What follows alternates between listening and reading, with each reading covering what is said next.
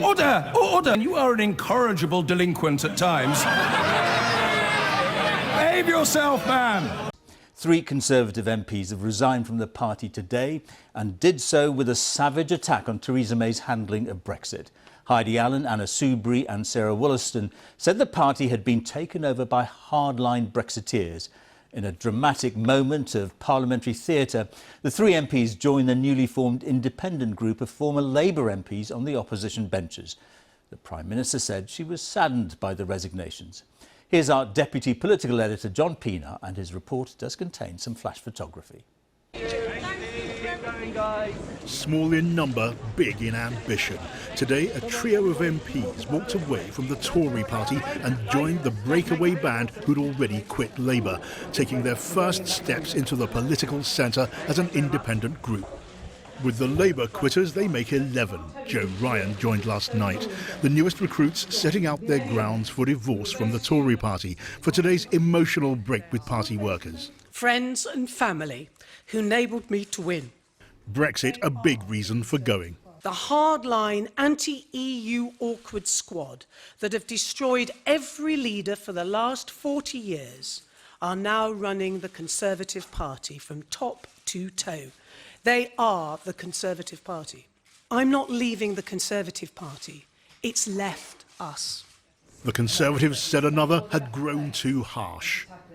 I am tired of feeling numb. I can no longer represent a government and a party who can't open their eyes to the suffering endured by the most vulnerable in society. Suffering which we have deepened whilst having the power to fix. All 3 had lost faith in Mrs May's handling of Brexit. The party that was once the most trusted on the economy and on business is now marching us towards the cliff edge of a no-deal Brexit. Why do you believe that such a small handful of MPs can really transform politics in the way that you say? And if I may, is a new party part of your plans? And if it is, do you accept that the odds and the political system are heavily against you succeeding? In whatever order, yes, yes, yes and yes. They are against us. But you know what, we've got to try. We have got to try. Over the coming weeks and months, we'll be having conversations and, most importantly, reaching out to the country to see what they would like from a new moderate centre-ground party. High drama's become commonplace. Brexit at a critical stage. The Prime Minister cornered and cornered again. Now here's more evidence of the huge strain on traditional party loyalties. It's at a turning point, far too early to say. But what we can say is we've reached something of a breaking point. Tory colleagues have reacted, some in sorrow, like the Foreign Secretary in Berlin. These are extremely talented people, and I hope that one day we'll be able to welcome them back into the Conservative family. And we will be able to do that by showing them that the Brexit that we are going to be delivering in accordance with the referendum result is not the Brexit of their worst fears. Others demanding their former colleagues face by-elections. Let's have a people's vote. Let's have a people's vote in those constituencies and see what people there think about this. Here, at the foot of the screen, the moment the 3 now former Tories took their new places. Comradeship for new friends, a hostile act to the big parties, and to a Prime Minister still refusing to rule out a no-deal Brexit. We can take no deal off the table by agreeing a deal. The 3 Tories had already joined the independent group and begun their long, hard climb to political influence. When we look back on these scenes, quitting their parties may look like the easy bit. John Pienaar, BBC News, Westminster. So, as we've been hearing, one of the MPs who quit today is Anna Soubry, MP for Broxtowe in Nottinghamshire. Our political correspondent, Alex Forsyth, has spent the day in her constituency. It seemed serene at Beeston Conservative Club today, but the vacancy left by Anna Soubry's decision to quit the party has caused ripples. Not many were keen to talk, despite the welcome sign, still working out what it might mean here. Most people inside say they only heard the news via the media this morning, and they're keen to digest it before they make any comment. The local chairman did give a short statement about Anna Soubry's departure. She's been a hard-working and dedicated MP, and we wish her all the very best. We'll be selecting our new Conservative candidate as soon as possible. No mention of Brexit, which has been contentious here. This constituency voted to leave the EU, but their MP has been a vocal critic of how Brexit's playing out. You know, like the Brexit thing, I think she just gets people's backs up. No, I don't think she'd stand a chance at an independent. I'm not even sure she'd stand a chance at a Conservative, to be honest. I think she's done the right thing. Why? Well, because we voted for something without knowing the full facts. Now we know the full facts, then we should do it again. Here in Broxtowe, there has been tension between Anna Soubry and some members of her local party. Last summer, she said there was an attempt to oust her. And more recently, she's claimed across the country, Conservative MPs who don't back Brexit are at risk of being pushed out. UKIP supporters have been accused of trying to infiltrate some local Tory groups. Here, they say that's nonsense. The real issue is that when you're in a Leave constituency, surely you should have an MP that actually supports leaving. So is Anna Soubry out of step with her constituents? Michael and Pamela voted for her and Brexit. Well, she wanted to stay, but the borough voted to go out. And I thought she was supposed to be representing us, but she isn't. Derek, another constituent, wanted to leave the EU too, but has a different view. The party politics are killing the best interests of this country. I think that the MPs are having to go along the party lines. So little harmony here over Anna Soubry's decision. Some even suggesting they should have a say over her future. Alex Forsyth, BBC News, Beeston. Well, let's get more from our Deputy Political Editor, John Pienaar. John, first Labour, now the Conservatives. What does this all add up to? Well, George, this was a memorable moment. It was a dramatic moment, and you couldn't ask for a plainer demonstration of the way Brexit's ramped up strains within the big parties, just as it's ramped up strains between the public and politicians. But does it count as a really historic moment? Well, we've seen parties split in the past in recent years, and the dominance of the two big parties has continued. This breakaway group is still a long way from forming a new party, and further still from any new party making a big impact on politics. It is essentially, I think, George, a subplot to the bigger, wider story of Brexit. The Prime Minister's now almost desperate search for a deal she can sell to Parliament and get some sort of response from the Commons, because the Commons could conceivably take control of Brexit if Mrs May can't, with ministers, numbers of ministers, now ready to vote against their own government on the way if that's what they have to do. What we've seen today are the big parties fraying and splintering at the edges, and that's added to the tensions within the party. It's added to the pressure on Mrs May and Jeremy Corbyn as they try to manage their divided parties. And George, you can confidently expect to see more of the same in the weeks and the months ahead. John, thank you very much. Now, the new independent group of MPs is 2 days old, and today it boosted its membership to 11. The three Conservative MPs chose to announce their resignation just minutes before Theresa May appeared in the Commons to face Prime Minister's questions. She's now in Brussels for more talks with the EU. So how will today's events go down? Our political editor Gary Gibbon has been watching. Gary. I think what strikes you today is that you get an echo of what happened when the Labour MPs quit earlier in the week. Go around talking to other MPs who've stayed in the party and you find an awful lot of them in the Labour Party and quite a few in the Conservative Party who agree almost with every single word of the very graphic criticism that is being made of the party. And you just think, who knows what this entire project becomes, but I doubt the numbers have stalled. I doubt that very much indeed. The other thing that strikes you is that they have jumped without a real plan. They weren't, there's no absolute template here or blueprint. And there aren't agreed policies. They know what they don't like. It's one of these criticisms we keep getting from Europe about Brexit. Everybody knows what the House of Commons doesn't like. We know what these MPs don't like. They don't like Brexit. What do they actually agree on if it were to be, if politics were ever to lift its head and look at other areas?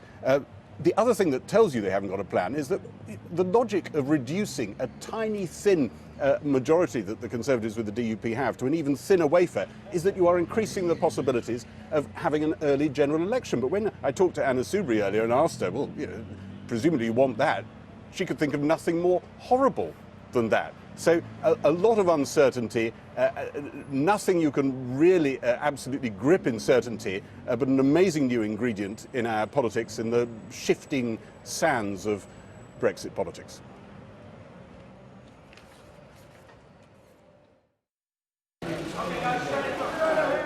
The newborn political creature without a proper name has grown another wing. 3 Tory MPs have left their party to link up with the 8 Labour MPs who left their party this week. Once there were 7, and now there are 11.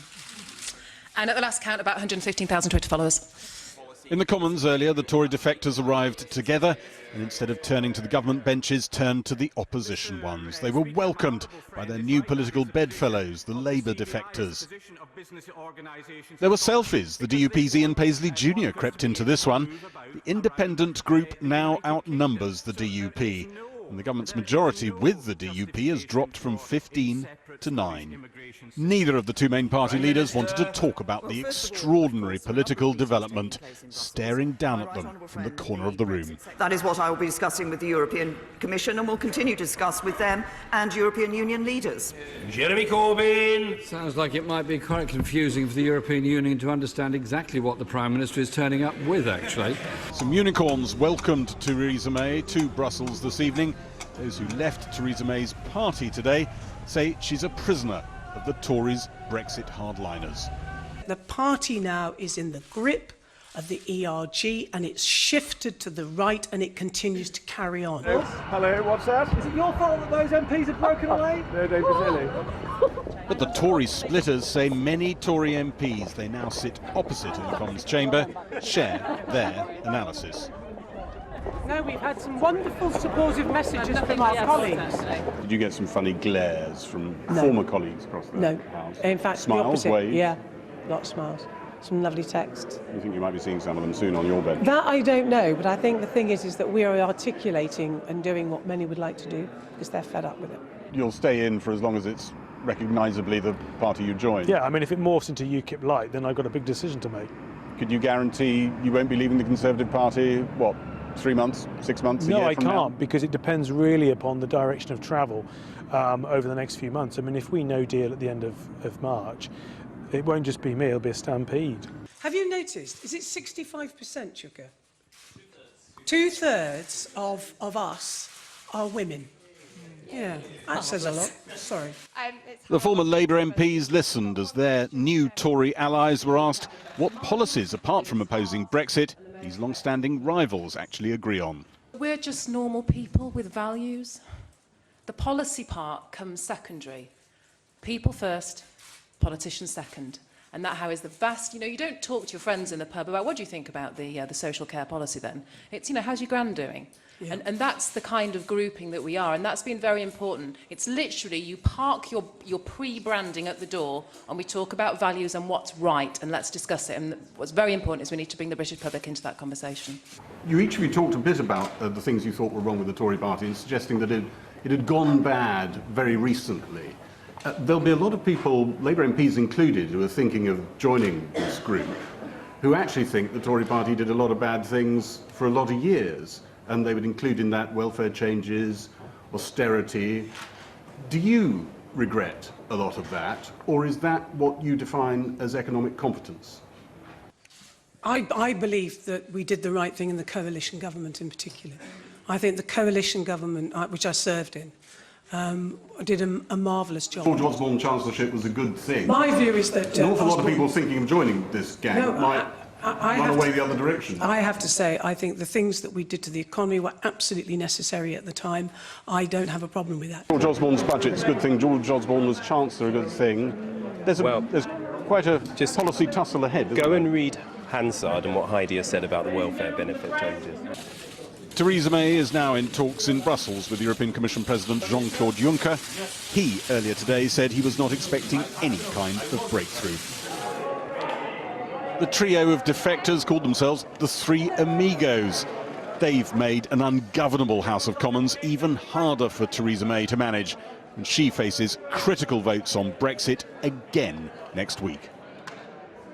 Well, as you heard in Gary's report, one of the 3 Tories to quit was the former business minister Anna Soubry, an outspoken Remainer. She's represented the Nottinghamshire seat of Broxtowe since 2010.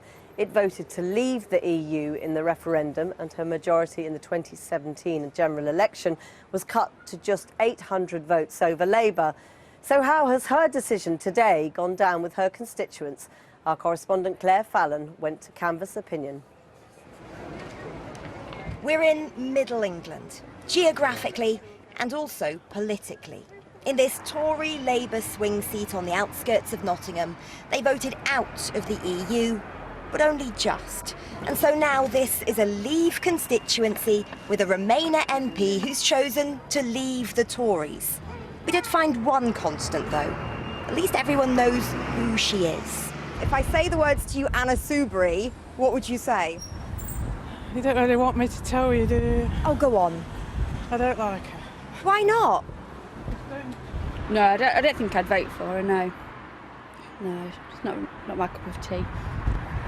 Frankly, the politicians are a disgrace, the way they've carried on for the last 2 years. So I can see why they're doing it, and I can see that's a principled thing to do.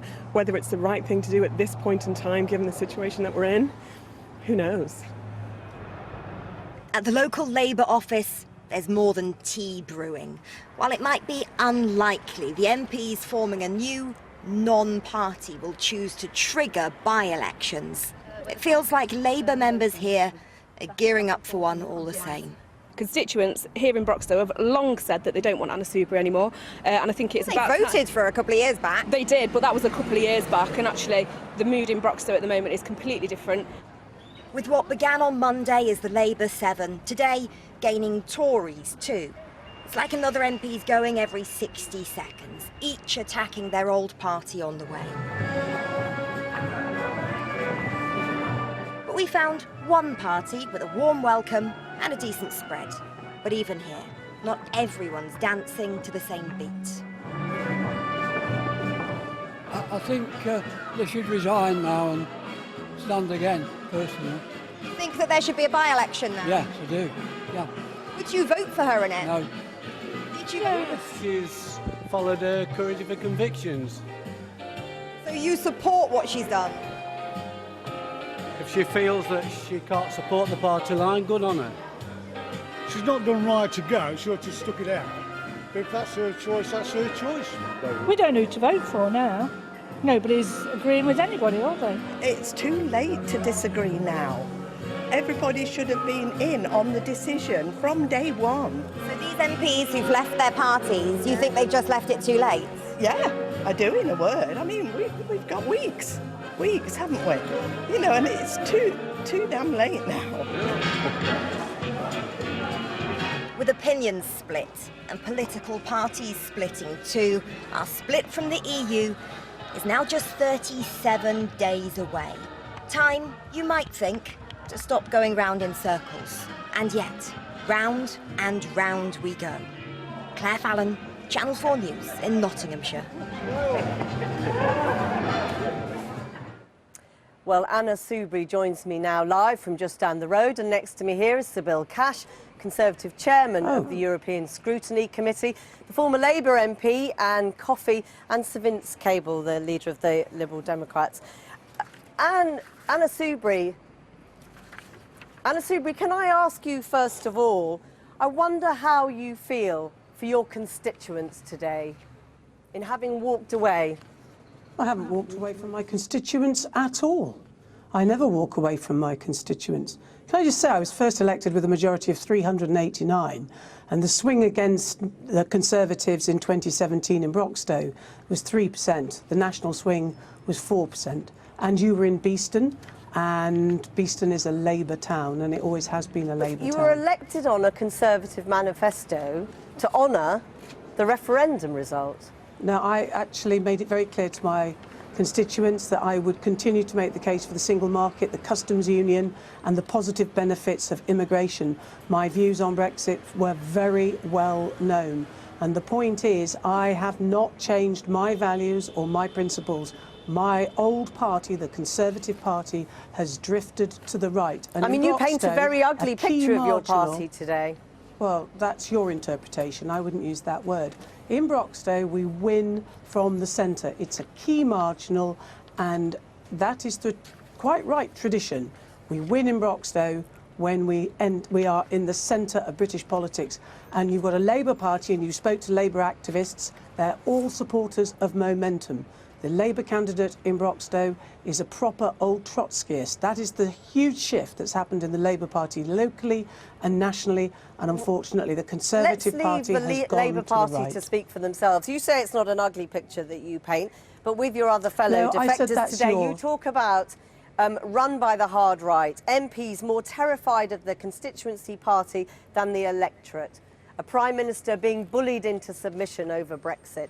I mean, if that is the party as described, is that the leader's issue? Is that Theresa May's fault?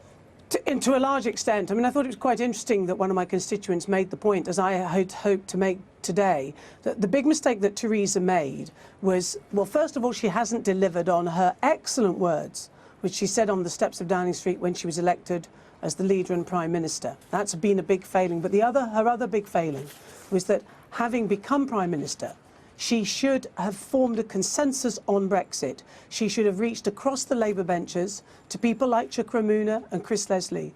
All of us would have backed the single market and a customs union. But the point is, the country voted to leave, and you're not respecting that. Do please let me finish. Absolutely not true. People, all of us, voted for the triggering of Article 50, voted for the Withdrawal Act. And if you'd let me finish my point, was that that was the time when the Prime Minister absolutely could have built a consensus to deliver on Brexit. She put down her red lines, and at that point she alienated huge swathes, not just in Parliament, but in the country. And it's now only at the 11th hour, with literally days to go, that she's somehow reaching out. But the people she reaches out to are the hard right, not across the political divide, not building that consensus, and it's too late. And the only way through the mess, I believe, is a people's vote. That's what we're crying out for For the moment, Anna Soubry, let's leave it there. Sir William Cash, you've seen three MPs walk away from the party today because Theresa May is giving in to the hard right, to the Brexiteers. Do you feel embarrassed? Do you feel ashamed? Quite the opposite, actually. I'm not the hard right, never have been. I actually campaigned for gender equality in the International Development Act, which I got through a couple of years ago. I've campaigned against FGM. I've campaigned vigorously for protection of children. In fact, I'm not, and nobody really believes for a minute that I'm hard right. So what do you make of what the MPs have said today? Well, actually, I'm afraid they've really got themselves into a terrible mess.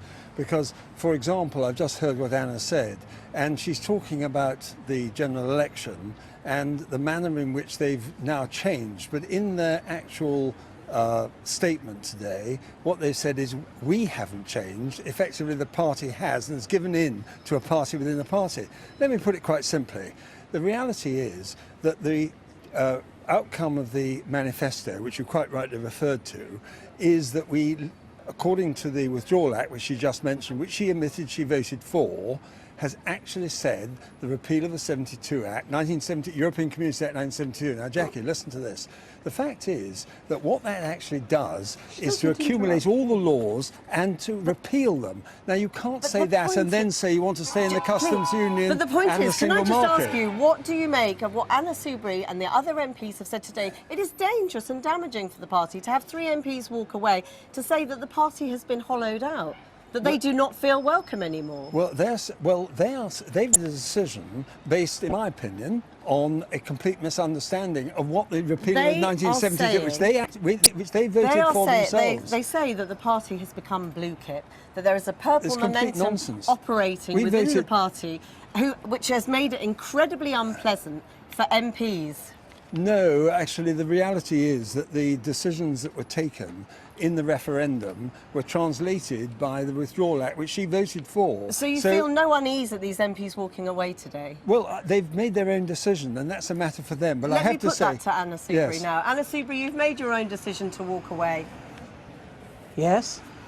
I'm sorry, but Bill is the epitome of everything that we've said today. I mean, he really is.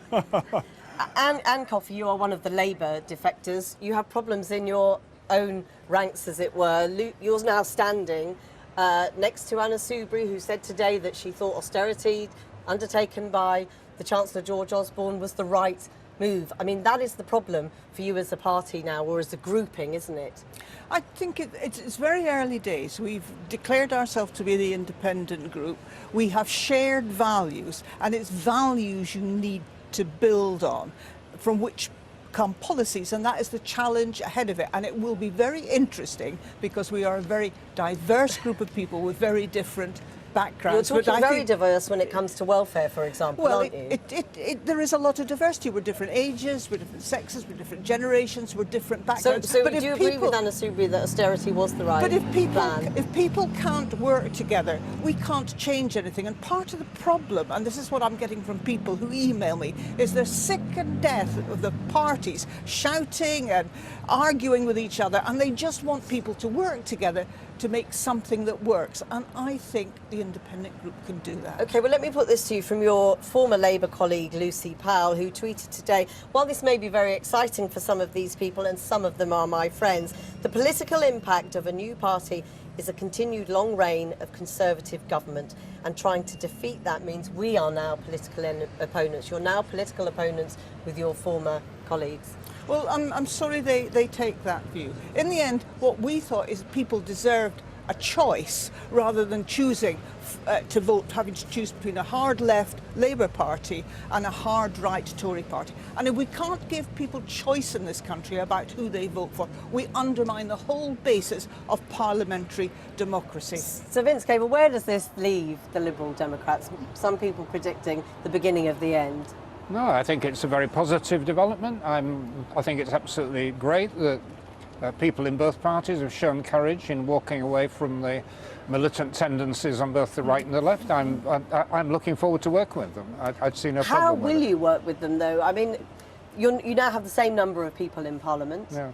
The very first latest poll, and it's very, very early days, I acknowledge that, gives them twice the support that you would have. Well, I think there's another one that's had us on the same. It doesn't matter. I mean, this is totally artificial because, of course, they're not a separate party. They're a group, and we respect that. Hope they respect us. I think there's great opportunities here for people with moderate, enlightened, sensible views like Anne, and we're looking forward to working with them in Parliament. The mechanics of that are things we've got to work out, but the principle is absolutely clear. Sorry, I beg your pardon, Vince.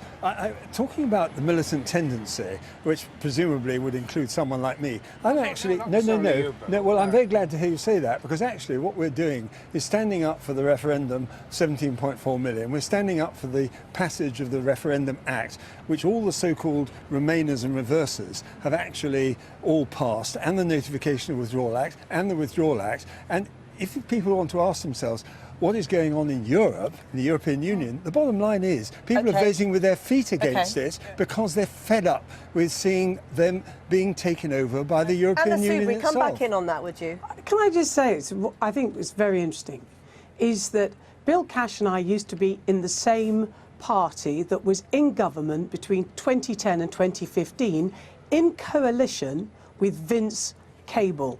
And this evening, and voted against the Lisbon Treaty. Oh God, you know, the man bangs on about Europe. But the point is now, Anne Coffey, what a delight to be with her. Vince Cable, still the man of the same principles, the same values, and I too. And that, frankly, the three of us, and Bill Cash representing, he's a nice enough man, of course he is, the rump that's left now of the Conservative Party. What a long way we've come in just 2 years. You talk about friends and the delight of being with Anne Coffey, but practically speaking, as Gary said earlier on, everyone knows what your group is against. When will they know what your group is for, and how will you coalesce with so many different views on key issues, not least perhaps tax, welfare? Because we know that we share the same values and principles. I mean, what's happened over the last couple of years is that, frankly, Chris Leslie, who's the MP for Nottingham East, so he's one of my neighbours, and I've got to know each other, and it's become increasingly clear. My relationship with Chuka is, again, one of real friendship, based on the fact that we know we've got more in common than we have that divides us. And the truth is, I have very little in common with Bill Cash, and I think I speak for the majority of people in this country. We're fed up with these people. We want to get on in a modern, progressive... We're still on the same manifesto. A manifesto which the Conservative Party has abandoned. The three of you here with me, thank you very much for joining us this evening. Thank you very much. And democracy, thank you. Well, earlier I spoke to the Defence Minister, Tobias Ellwood. I began by asking him if this was a difficult day for the Conservatives. It is, don't deny it. It's a very sad day that when we lose good people like this, it gives the perception that perhaps the party is moving to the right. And I'm here to stand here today to say that's not who I am and it's not who the party actually is. Well, it's more than a perception, isn't it? Because the MPs talked about a party hijacked by the right wing, the Prime Minister bullied into submission, MPs more afraid of people in their constituency party than the electorate. I mean, is that a party you recognise? Are they right?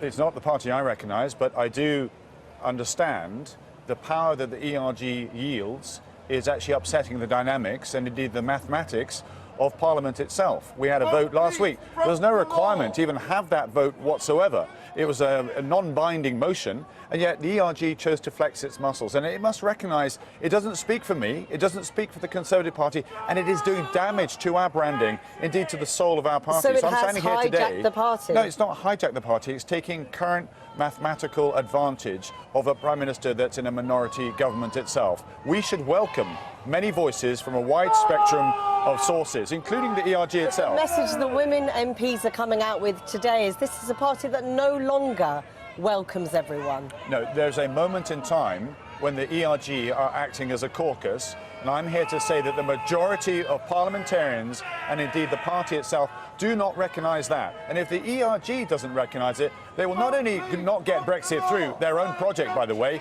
they will also cost us the next general election. So when Anna Soubry and Heidi Allen talk about blue kit, a purple momentum, a tyranny overrunning this party, you're saying they're wrong? I'm saying there's a running theme here where because we've just got a majority of a dozen, that the ERG is able to play games with this. And the games that they're playing are very dangerous indeed.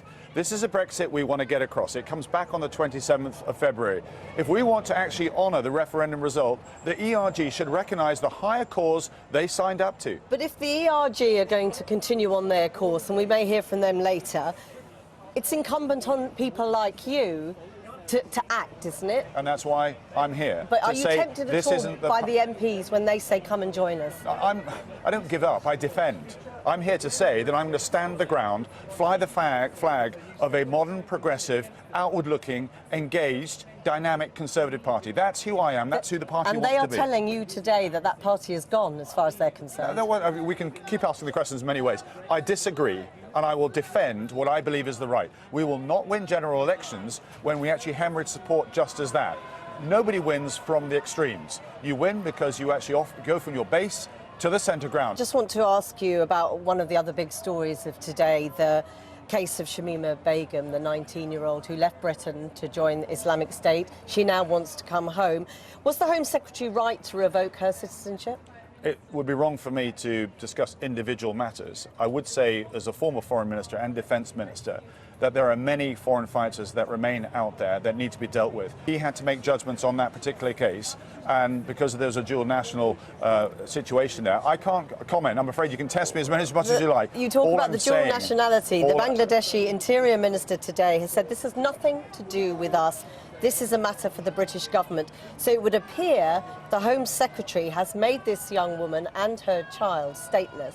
He made those judgments on the information that he has. I'm not privy to that information, which is why I can't make a comment on that particular case. I simply say that the fight against Daesh, against this caliphate, much as it's shrunk in that particular area, remains. Extremism continues, the threat is still there. But is that an argument for leaving her out there or accepting her back to deal with the problem which happened here? No, she was radicalised here. here. It's a commitment that Britain is making to say the fight still goes on and continues.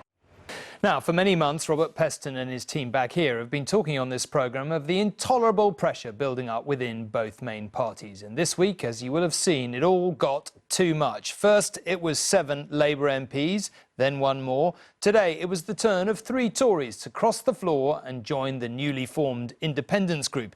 They cited the Prime Minister's handling, or mishandling, as they put it, of Brexit and the hold the hardliners in the ERG now have on the party. They may have come dressed in a smattering of blue, but politically, these three no longer wear that colour. As today, it was the Tories' turn for a walkout. So you've met the Magnificent Seven. So I guess that makes us the three amigos. Each read from a similar script, no longer willing to swallow party policy on Brexit. Applauded by those who've just left Labour. When we have a Prime Minister bullied into submission by the ERG and is now dragging the country and Parliament, kicking and screaming to the edge of a no-deal abyss, I'm done. The hardline anti-EU awkward squad that have destroyed every leader for the last 40 years are now running the Conservative Party from top to toe. The party that was once the most trusted on the economy and on business is now marching us towards the cliff edge of a no-deal Brexit. They now believe it's better to fight that from outside the party than in. Having left the Conservative Party, don't you now make it more likely that Theresa May will tack to the right, try to woo those Brexit-supporting MPs in her party and deliver the hard Brexit that you all fear? You know, we'd run out of ammunition. There was no other conversation, no other persuasion, no other amendment. There was nothing else we had left in our pockets. And this is in part designed to be a wake-up call. And stepping up to join the 8 Labour independents, they now match the size of the Lib Dems. Today's defectors add to a growing group but dilute what it's all about. No longer just a Labour breakaway, but a Tory one too. They may stand together, but for all kinds of different reasons. I don't think there are huge differences between us. But will Labour MPs come and join you? Well, I don't know. You'd a have Tory to ask MP them. who voted for Tory austerity? No, well, I can't speak for other MPs. All I know is that this country is crying out for a different way of doing things. So today, they walked into the Commons and crossed the floor, joining the others just behind the SNP, adding to the government's opposition. I'm disappointed by the news today to see 3 colleagues make the decision that they have, but I think the point is that we need to be focused on the future. But already, the independents are struggling to squeeze into a selfie, and there could soon be more. This afternoon, Labour's front bench admitted anti-Semitism had driven this MP out. She is a strong and principled woman and a kind and loving person who has been bullied by anti-Semites to a point that most of us would not have had the strength to bear. And Luciana Berger's friends are threatening to resign with her. I would be lying if I said that it doesn't make me feel queasy, the idea of staying in a political party where a Jewish woman doesn't feel safe. So tonight, all eyes again are on who else could wave goodbye to their party and perhaps to politics as we know it. Paul Brand, News at 10, Westminster. And Robert is here, of course. Look, let's be honest, we have been talking about this for months and months and months on this programme. Pressure building, building, building. It's blown now. Yeah. What happens next? I mean, are we looking at more and we kind of effectively people saying there in Paul's report that they're thinking about leaving?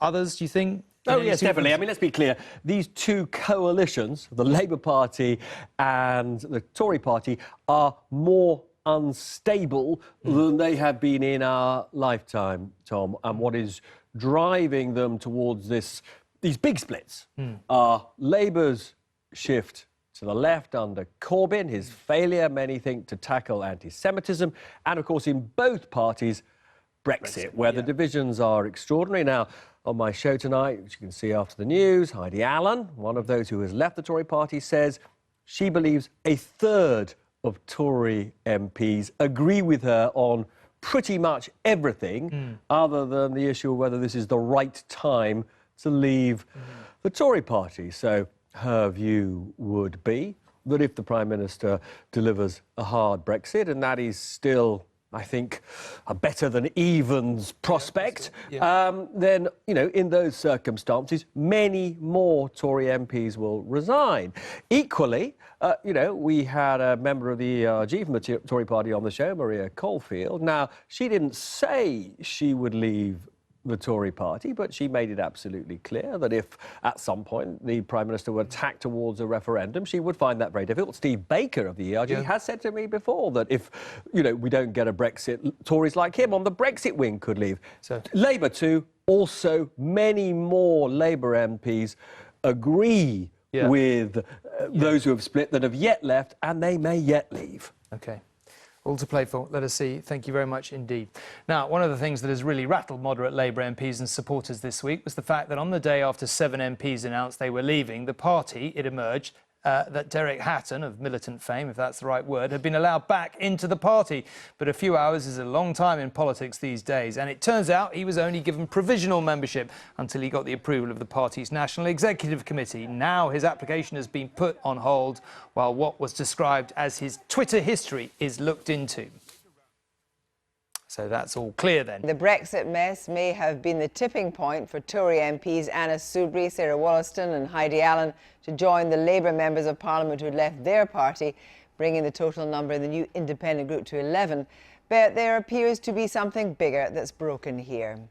Tonight, with politicians, political commentators and columnists, we try to fathom whether this eruption of frustration and anger will capture the public's imagination and turn into a new kind of politics, or lack the coherence, numbers and electoral support to become a fully fledged political movement. First, here's our political editor, Nick Watt, on a day of high excitement. A new dawn. A welcome circus. New horizons. Even a fan base, perhaps heralding a place in history. But clearly a sense of relief, with a humorous start to the proceedings. So you've met the Magnificent Seven. You probably heard last night about the Lone Ranger. So I guess that makes us the Three Amigos. To nobody's great surprise in the Tory party, 3 disaffected Conservative MPs crossed the floor of the Commons to sit with the new independent group, providing a light moment for posterity. The 3 were clear about where the blame lies. I'm not leaving the Conservative Party. It's left us. And we have a Prime Minister bullied into submission by the ERG and is now dragging the country and Parliament, kicking and screaming, to the edge of a no-deal abyss. I'm done.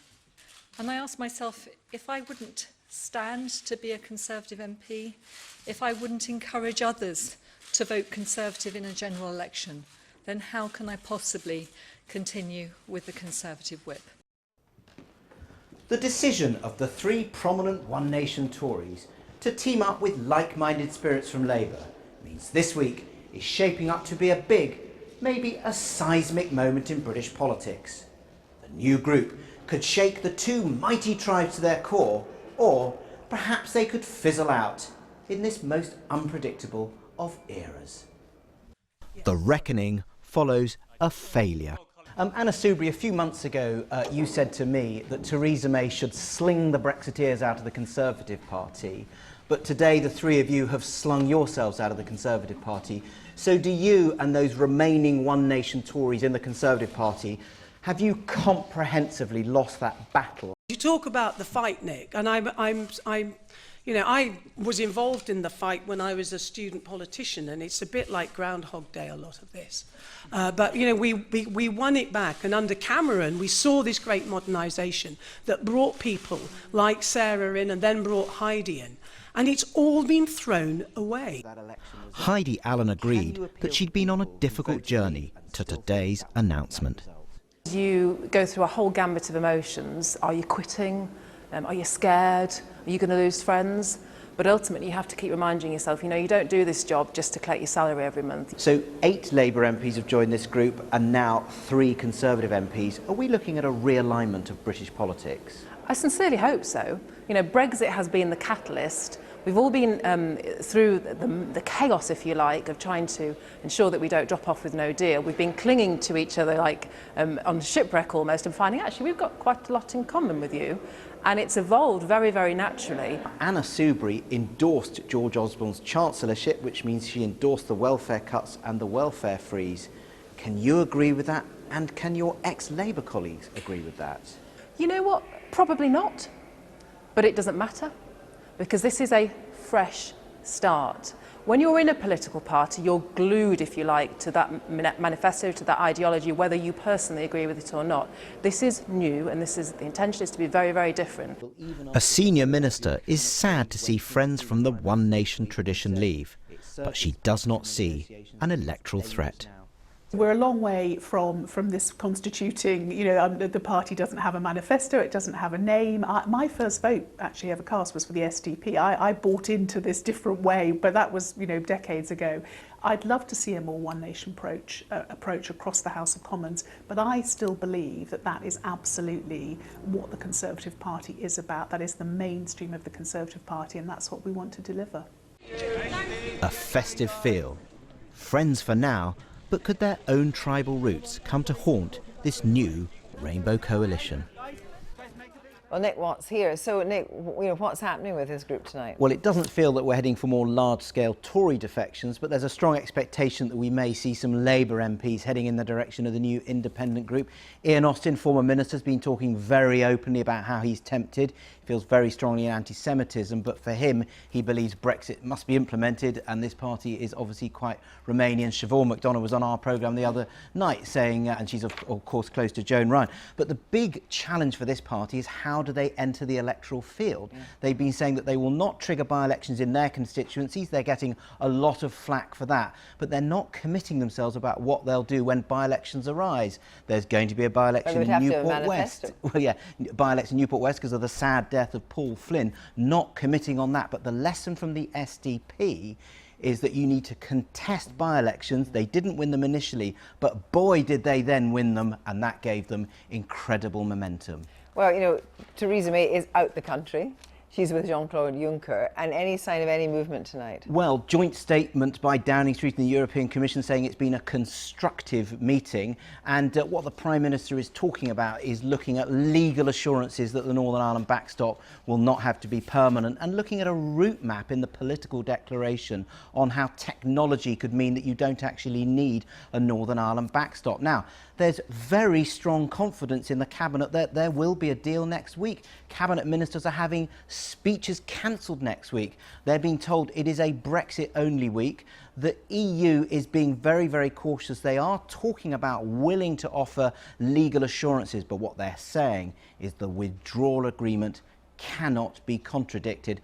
Prime Minister going to a summit of EU leaders, Arab League in Sharm el-Sheikh over the weekend. Good chance to talk to EU leaders. Nick, thanks very much indeed. Well, just moments after the press conference, Anna Soubry gave her first television interview to Newsnight as a free agent, an ex-Tory, now one of the self-styled three amigos, but that really should be three amigas, in the 11-strong independence group. I started by asking her when she first felt uneasy at remaining in a political party she has called home for 2 decades. I think when I first got to Parliament, I was very surprised at the dominance of that right-wing anti-EU grouping within the Conservative Party. And I knew that they were very organised, and I felt uncomfortable. But I enjoyed the coalition, and I thought David Cameron had got on top of them, and I liked the direction of travel. But he hadn't got on top of them. And Theresa May, you would say, has not got on top of them. Not at all. She's sold out to them, lock, stock and barrel. But every single one of you, 11 so far, wants a people's vote. What would keep you together, if indeed there was to be a people's vote after that? Oh. After Brexit, what would keep you together? Oh, absolutely, the shared values and the shared principles. I mean, it's almost difficult to articulate because it's just so obvious to us. And that's why we've come together. But Chuka Umunna called the economic policies of the government that you were in disastrous. And you supported George Osborne's austerity, which Chuka Umunna and the others never did. But I think the thing is that this whole Brexit thing has just thrown everything up, and the very fact that we have come from different positions, absolutely now determined as one, and knowing we are as one, I think that's wonderful. I think that's actually, people will find that refreshing. And if I may say, churning over the past is the old way of doing politics, because one of the things that everybody's going to have to get to grips with is that we are not inherently, none of us are tribal politicians. You're 11 people in the wilderness now, unable to shape policy for example, in your Conservative government? Well, I have to say I've not been shaping policy in the Conservative Party since Theresa got elected. And she has always capitulated to the ERG. The idea that you stay and fight, I mean, you know, I'm not exactly a pussycat on these things. So I like to think I don't lack courage or wanting to be having a fight about what I believe passionately in. The truth is, it's too late in the Tory party. It has clearly set its course in a way that has left people like me behind. So you want to be a broad church. You don't mind if people come to join you that don't exactly agree with you on policy. What is the kind of leap? Sorry, we don't have any policy. We're not a political party. I was about to say, well, you're not a political party, but you'll eventually have to stand for something. You'll have to become a political party. But it's those shared values, and it's really weird. Wait a minute, you can't have the party of shared values. No. All these things, I have no doubt, will happen and come about. That is not, if I may say, you're still stuck in the old way of doing things. This is something new and different. The thing that unites us is not just the values and the principles, but it's the fact that we are not tribal. But we need to know what you're for, not what you're against. But you do know what we're for. And what presumably you're for are not just policies on Brexit, but if you were to stick together... But we believe in sound economic policies and a sound economy that can fund first-class public services. We know that. We're tolerant. We believe in all those principles. Where are you in taxation? Do you believe on low taxation? Do you believe in high taxation? Where do you believe in public spending? I think what we believe in, and we've not even had these conversations yet. But, hang on, what happens when you have them and you don't necessarily agree? You cannot speculate like that. We just know between us as a group that we have these common values and these common principles, and they guide us in our political life, and we've recognised them in each other, and they've brought us together. Then we're in a situation now that there is 11 of you. In order to actually make any difference, you're going to have to get to 36 members to qualify for third party and to qualify for money, PM's, Qs and so forth. Would you merge with the Lib Dems? No, we won't be able to come to us. So it's only if the Lib Dems abandon their position and come to you? It's not their position. I think we all recognise there are problems in all the political parties. And one of the things, because obviously I'm old enough to remember the SDP, one of the mistakes that happened was it got ground down by all this procedural and processing stuff. We say, come and join us. That's what I said today. Come and join us. We'd love people to come and join us. Do you feel let down by Theresa May? Because I wonder, indeed, what kind of conversations you've had with her. Have you ever pleaded with her to change direction, to listen to the centre of the party? You have had that conversation? Absolutely. And what happened? I said to her, because I thought I have to say this thing to her, because one day I will have this sort of conversation. And I said to her, I don't understand. Why don't you grasp the single market and the customs union? You know it's what British business needs, and you know it will solve the problem over the border between the Republic and Northern Ireland. And you can win it in Parliament. And I said it to her, and she almost looked at me as if I was alien. And I thought, you just don't get this, do you? The only reason why she will not agree to the single market is because of free movement of people. And I think what's really worried me about Theresa, and she has history in the Home Office that supports this, because I'm an old barrister, I look at the evidence, and I think she's got a problem with immigration. I really, honestly do. I mean, not even policy, I mean personal. Oh yeah, I think she just has a thing about immigration, and I don't know where the hell that's come from, because in a modern Conservative party, when you again look at the evidence, you know, if we don't have all these people that come and do all this work in our country, who on earth is going to do it? Anna Soubry, thank you very much. Well, what does all this mean for the broader political landscape? We're joined now by two MPs who may have some sympathy with this group but have decided to stay. Labour's Stephen Kinnock and the Conservative MP Dominic Grieve, the Theresa May loyalist Damien Green, and Leila Moran from the Liberal Democrats, a party that has the same number of MPs as this new independent group, and who also claim to occupy the centre ground. Good evening to you all. Damien Green, first of all, there is no doubt, listening to those senior backbench women, they lay a lot of blame at this at the door of Theresa May, not just on the immigration thing, but on the ERG, on having a tin ear. Yeah, I mean, I don't agree that the ERG has taken over the Conservative Party. I think Anna's sort of has tried during the day to say it's just the same as the Labour Party, that's palpably not right, because Jeremy Corbyn's inner team has had to clear out people like Stephen, Yvette, Cooper, Hilary Benn and so on. But actually, if you look at the cabinet, it actually represents all strands of the Conservative Party, including the strand which Anna, frankly, and I both belong to, the sort of one nation traditional strand. But at the moment, the group with the whip hand is the ERG. When Theresa May lost the meaningful vote, she didn't call you in to say, help me out here, how can we move forward with this? The ERG were the first lot to troop in. That sent a very clear signal. I mean, that's not true either. I mean, the new piece of policy that has actually found a majority in the House of Commons is the Malthouse Compromise, which is specifically both wings of the Conservative Party. It is members of the ERG getting together with people like Nicky Morgan, Stephen Hammond, Robert Buckland on the left of the Conservative Party to try and craft a compromise. And do you believe that compromise has been crafted? It doesn't seem to appear to be crafted to the liking of ERG members. Well, it's a work in progress, but there are ERG members working on it, along with people not in the ERG. So I just think this idea that the Tory party has become unbalanced is just wrong. But yet you have fellow cabinet ministers, you know who they are, Amber Rudd, David Gauke, and Greg Clark, who may actually leave the cabinet. If a no deal is not taken off the table, they'll go. Well, I think no deal would be a complete disaster. I don't want that to happen. That's why I've been supporting a deal. That's why I've been on this working group with these people who've worked out the Malthouse Compromise, because I think it's really important. Would you personally, seriously, think actually it would be a better idea for the whole country, for the kind of ease of the country, if a no deal was taken off the country? You can be honest now, there's less than 900 hours to go.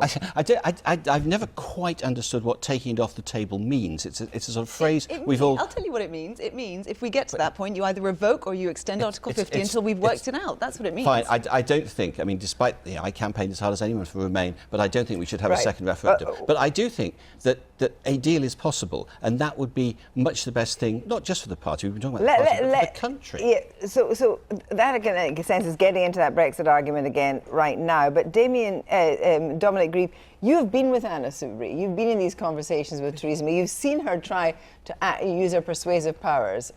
Fallen on deaf ears. Yes, it has fallen on deaf ears.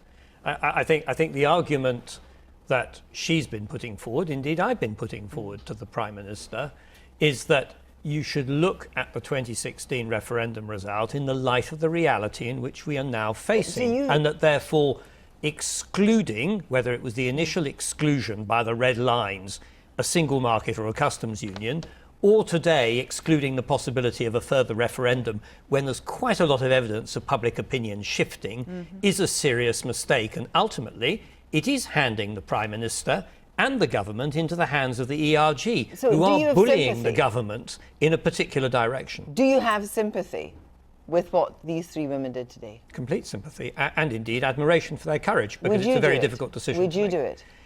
For me, I want to continue this argument within the party, of which I've been a member for about 45 years. And I think it's an argument worth making. I can't predict where I might be if the party goes completely off the rails. And what That's would another be matter. Well, let's unpack that a bit, because you have been loyal, you've stuck in, you've fought from the inside. But what would off the rails look like to you? What would occasion your departure? I think that's a hypothetical question, because there are a number of different strands that could feed into it. Firstly, I would certainly cease to take the whip if I thought the government was about to take us into a no-deal Brexit. Absolutely clear about that. I regard it as so disastrous for the country that I would have to use every opportunity available to me to stop it. The second one... If it meant joining the group, you would do that? Well, it's not a question of joining... I mean, the group is a group of independent MPs. Yes. The key point is, would a no deal, the threat of the government which I am supporting, implementing a no deal Brexit, what would I do? Yes. I would not be able to maintain my support of the government. I'm quite clear about that. So you would leave the party? I would have to leave the party, yes. That is extraordinary now, isn't it? Because we're in a situation where this has got to such a pass that Theresa May has failed to negotiate properly within her own party, that someone like Dominic would leave. I don't think she's been negotiating within her own party. She's been negotiating with the European Union. But you need to bring your party with you, is what I think. But what you need is a deal. I mean, Dominic and I would agree on that, and that's what you have to do. That's what we have to do now. I think, frankly, in the position of the country now, the idea of whether individuals are taking whips or not taking whips is second order to are we going to get a deal that allows us to have an orderly Brexit? And I'm going to come back to talk about, in a sense, about May and Corbyn in a minute. But this idea that, and this is from Dominic, she does not listen to the people who do not agree with her. Well, she does listen to them, but she disagrees with them by definition. When people say somebody's not listening to me, what they often say is, well, they disagree with me. And it seems the Prime Minister, like all of us, have a perfect right to say, look, this is my view, I've heard what you say, but I disagree with you. Well, I'm going to, before we bring in Stephen Kinnock, let's pause for a moment. And we're going to look to Labour now to mention the shortest ever re-entry to the party by the expelled former militant leader Derek Hatton. 34 years out of the party, 2 days in, his re-entry cited by several Labour MPs on this programme as an outrage. Today, before the announcement of Hatton's new suspension following an investigation into a tweet about Jewish people, this was Barry Gardiner, the Shadow International Development Secretary at the Dispatch Box, in a cold fury. I think it was a travesty that, at least I think many of us knew for some while, that he had applied to rejoin the party. But for the news of his readmission to come to public attention on the very day, when some members of our party were forced out for it, I think was appalling. Very bad news. Well, of course, Stephen, this will resonate with you because, of course, Derek Hatton was the man that tried to take your father down, essentially. But what did Derek Hatton's re-entry to the party, albeit for 2 days, tell you about the party under Jeremy Corbyn's leadership? I think we get a bit too hung up on Mr. Hatton's significance. He's entirely irrelevant. 34 years ago this happened. My initial reaction was, Derek, who? I mean, who is he? Where has he been for the last 30 years? I think we need to stop obsessing about the past in a sense, and start thinking about the future. Yeah, but you would have been happy to see Derek Hatton back in the party? I think that it's made a bit of a mockery of the disciplinary process that this tweet has emerged, which has anti-Semitic overtones, and that wasn't part of the disciplinary process. Why was he allowed back into the party in the first place? But legally and constitutionally in our party, if you've been out of the party and you reapply and you pass through the processes, then you're back in. There's not much we can do about that. I think people like Derek Hatton live off the oxygen of publicity. Let's not give it to him. But you said and the reason I think that's an illustration is you've been very clear that you think the party has to change. Yes. In sense, how long do you give it? Do you give it, less than 900 hours? Because are you in a position where you might follow the others into this independent group? I joined the Labour Party in 1985. I am Labour to my fingertips. No one person or faction is bigger than the party. My commitment to the Labour Party is unconditional. My commitment to the leadership is conditional. And it is conditional on having an offer to the British people that reaches out, brings people together, and isn't a party driven by a hard left faction. And we need to be in the party arguing for that, not quitting and running away, but staying and fighting. But and you said the idea that the party is driven by a hard left faction, you would suggest presumably would turn off a lot of traditional Labour voters. Tom Watson has made it clear, in order to get the change, part of the change that you want, there should be a reshuffle to represent what on the shadow cabinet is a broad swathe of opinion. Is that absolutely crucial? I agree. I mean, I think we've got Parliamentary Labour Party on Monday. It's critical that Jeremy comes to that meeting and talks to us about how he sees the changes. Tom Watson and John McDonnell are absolutely right. We've got to see this as a chance now to listen and to take stock and to change, and we need to see clear evidence of that. But I'm not going to put a timeline on, or conditions in terms of will I quit the party? No, I won't, because I believe politics is about being in and persuading and winning with the force of your argument. So what do you think? That's why we're in it for. Well, what do you think about the group, the group that went, the 8 that went? What do you think? Were they wrong to do it? But this was the courage of their convictions. I think a lot of what they've been saying is right, but what they've done is not right. I think that they should be staying in. The country is going through an existential crisis at the moment. the Labour Party has also been in something of an existential crisis. Let's take one crisis at a time. Let's fix the country. Let's get through Brexit. Let's get a Labour government with radical economic policies that can actually address the causes of why so many millions of people voted for Brexit in the first place. Well, turning to you, Leila, I mean, obviously, the echoes of the SDP in 1981 sort of come to mind. Yeah. Quite a different situation. Now, of course, to be fair to say, the Liberal Democrats are not on a high. You're being asked if you would go and join. Anna Soubry extended the hand of friendship. Would you? We have also extended the hand of friendship, and we've said very clearly that we're very happy to work with them on the things that we both share, so Brexit being one. In fact, the vast majority of, I think, all of those who have joined so far would like to see a much more Remain either softer Brexit or what we want, which is a referendum, which is what I hope we're going to be working towards on. Depends who else joins, though. So it needs to be sort of on case by case. We'll have to see how this evolves. But they're not a party. I mean, I think this is can you see if this independent group became a party, and as Anna Soubry said, this is not going to be stopped at the Brexit gate. This is a grouping for the future. Can you see, I mean, she says there's not going to be a Lib Dem independent group merger, but can you see a way in which the reclaiming of the centre ground could be something that you would do together, given that, your stock's low? I think there's real appetite for this. And actually, I have to say, I've been really excited over the last couple of days by what they've been saying, because that's why I joined the Liberal Democrats, because I do believe that an insurgent forces in politics is a good thing. I think there have always been these stale, big main parties.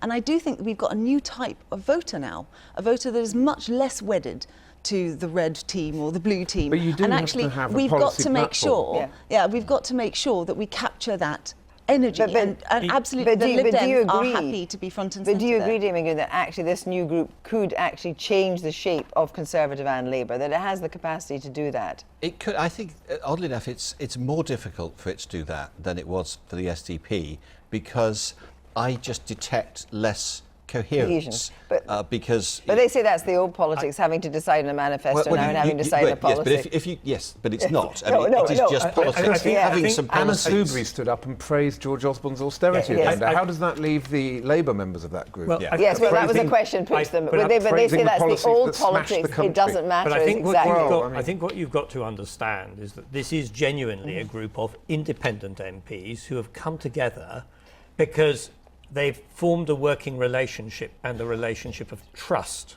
over a period of 12 to 18 months when they have been pilloried and bullied within their own parties. And therefore there is a huge amount of goodwill between and within the group.